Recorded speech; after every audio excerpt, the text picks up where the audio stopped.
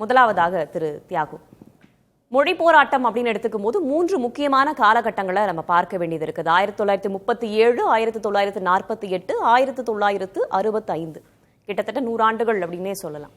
இதுல நம்ம பார்க்கும்போது பல்வேறு விஷயங்கள் இருந்தாலுமே குறிப்பிடத்தகுந்த முக்கியமான தருணங்களாக எவையெல்லாம் இருந்திருக்கு? குறிப்பா இந்த 1965 அந்த காலகட்டத்துடைய முக்கியத்துவம் என்ன? புதிய தலைமுறை வழியா இந்த தலைமுறைக்கு என்னென்ன விஷயங்களை சொல்லலாம்? 37, 38 போராட்டம், 48க்கு பிறகான போராட்டம், இந்த போராட்டங்களுக்கும் 1965ஆம் ஆண்டு மூண்ட இந்திய எதிர்ப்பு போராட்டத்துக்கும் ஒரு அடிப்படையான வேறுபாடு உண்டு. 37, 38 போராட்டத்தின் போது பிரித்தானிய ஆட்சி நடைபெற்று கொண்டிருந்தது. 48 இந்திய விடுதலைக்கு பிறகு நடந்தாலும் அரசமைப்பு சட்டம் இன்னும் செயலுக்கு வரல.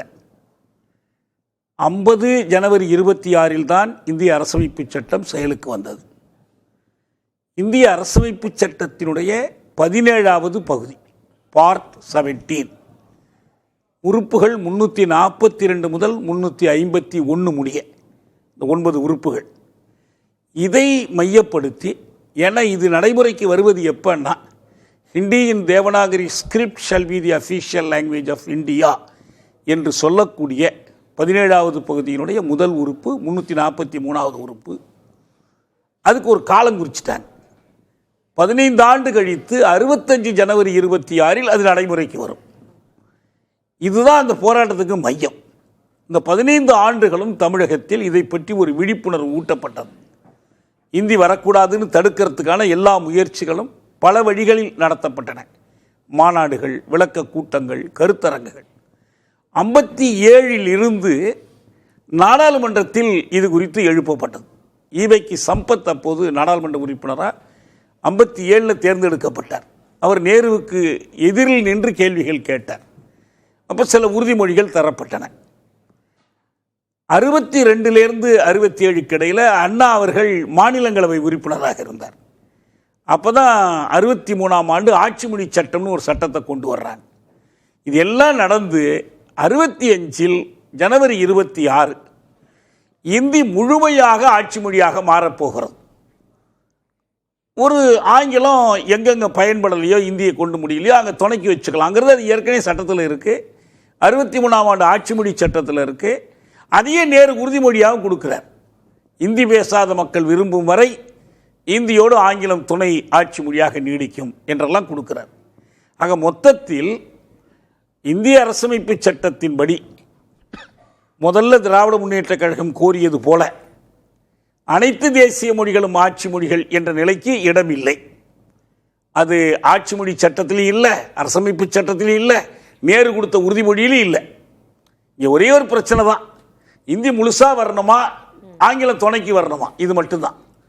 இதை மையப்படுத்தி தான் அந்த 65 ஜனவரி 26 அண்ணா தலைமையிலான திராவிடர் முன்னேற்ற கழகம் ஒரு துக்க நாள் என்று அறிவிக்கிறது. கருப்பு கொடி ஏற்றுதல், வீட்டிலேயே கருப்பு கொடி ஏற்றுதல், குடியரசு தினத்தன்று, குடியரசு நாள் அன்றைக்கு ஏற்றுதல். ஏன்னா குடியரசு நாள் என்பது அரசமைப்பு நடைமுறைக்கு வந்த நாள். 50ல் 15 ஆண்டு கழித்து அதே நாளில் தான் இந்திய ஆட்சி மொழியாக அரியணை ஏறப்போகுது. இது இவங்க சொன்ன எந்த விளக்கங்கள் சமாதானங்களும் தமிழ்நாட்டில் ஏற்கப்படலை, திராவிட முன்னேற்ற கழகத்தால் ஏற்கப்படலை. இது ஒரு பக்கம்.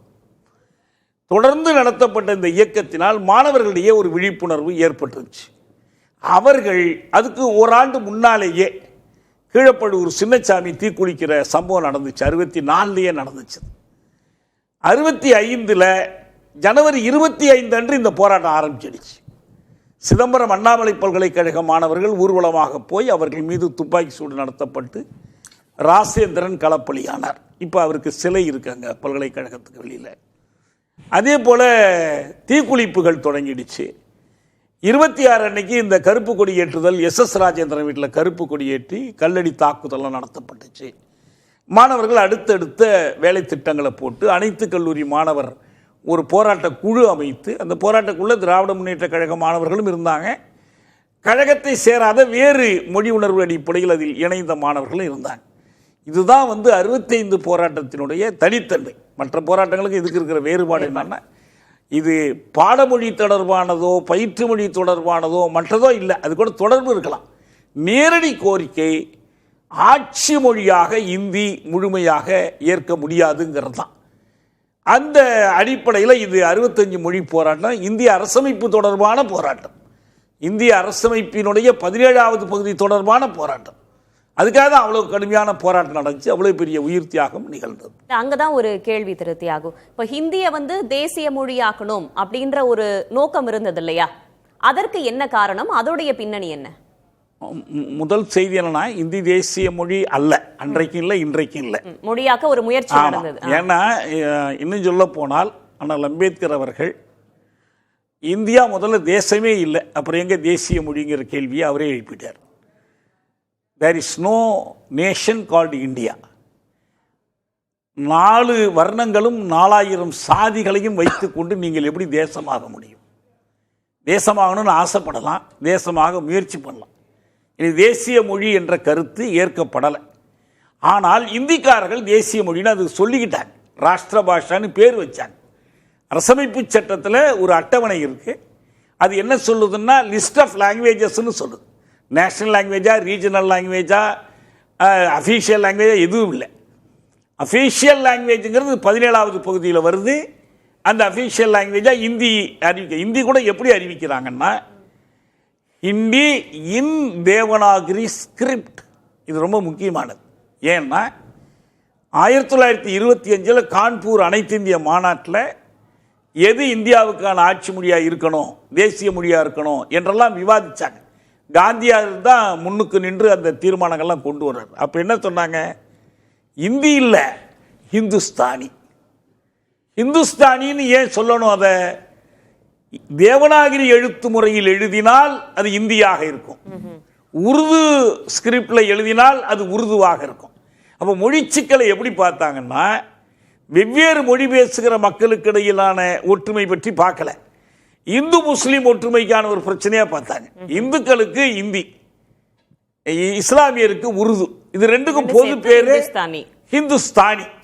ஆனால் அரசமைப்பு சட்டம் உண்மையிலேயே இயற்றப்படுகிற போது ஹிந்தின்னு மட்டும் எழுதலை, ஹிந்தி இன் தேவனாகிரி ஸ்கிரிப்ட் என்று எழுதுறாங்க. அப்போ சில உறுப்பினர்கள் இதை கேள்வியாக எழுப்புறாங்க, ஐயா நீங்கள் அன்னைக்கு இந்துஸ்தானின்னீங்க, இப்போ இப்படி சொல்கிறீங்களேங்கும் போது இந்து சார்புடைய உறுப்பினர்கள் அவங்களுக்கு பதில் சொன்னாங்க. காங்கிரஸ்லேயும் இருந்தாங்க, வெளியிலேயும் இருந்தாங்க. அவங்க என்ன பதில் சொன்னாங்கன்னா, உங்களுக்கு இதில் கோரிக்கையெல்லாம் வைக்காதீங்க, உங்களுக்கு பாகிஸ்தான் கொடுத்தாச்சு, அதனால் பாகிஸ்தானில் போய் எல்லாம் வேணாலும் கேட்டுக்கலாம், இங்கே இப்படி தான் இருக்கும், ஹிந்தியின் தேவனாகிரி ஸ்கிரிப்ட் தான் இருக்கும் என்று அவர்கள் திமிரா பதில் சொன்னாங்க. அதனால் இந்தி தான் இருந்துச்சு, இந்தியின் தேவனாகிரி ஸ்கிரிப்டுக்கு எதிராக தான் இந்த போராட்டம், அதை எதிர்த்து இந்த போராட்டம் நடக்குது. அதனால் தேசிய மொழி என்பது தவறாக சொல்லப்படுது. வாஜ்பாய் ஐநா போய் இருக்கும்போது இந்தியில் பேசினார். என்ன இந்தியில் பேசுறீங்க, இதாண்டி அது எங்கள் ராஷ்டிர பாஷான்னார். அப்போ நம்ம சுட்டி காட்டணும், இல்லை இந்தியாவில் ராஷ்டிர பாஷா கிடையாது, ஒரு மொழி. ஆனால் நமக்கு என்னன்னா, நாம் என்ன வைக்கிறோம்னா, திராவிட முன்னேற்ற கழகமே என்ன சொன்னாங்கன்னா, அரசமைப்பு சட்டத்தில் இடம்பெற்றிருக்கிற 14 மொழிகளும் 14 தேசிய மொழிகள். இன்னைக்கு அந்த 14க்கு பதில் 22 இருக்கு. அண்ணா எல்லா தேசிய மொழிகளையும் ஆட்சி மொழிகள் ஆக்கணும்னு ராஜ்யசபையில் கேட்ட போது முடியாதுன்னாங்க. ஏன் சுவிட்சர்லாந்தில் 3 மொழிகள் ஆட்சி மொழிகளா இல்லையா என்று அவர் கேட்டார். நமக்கு இதுக்கும் பழைய வரலாறு இருக்கு. இன்று வரைக்குமே நாம அதை ஆழ பதிந்து சொல்லிக்கொண்டே தான் இருக்கோம் அப்படின்றது நினைவு கூறத்தக்கதா இருக்கு. நம்ம தொடர்ந்து பேசலாம்.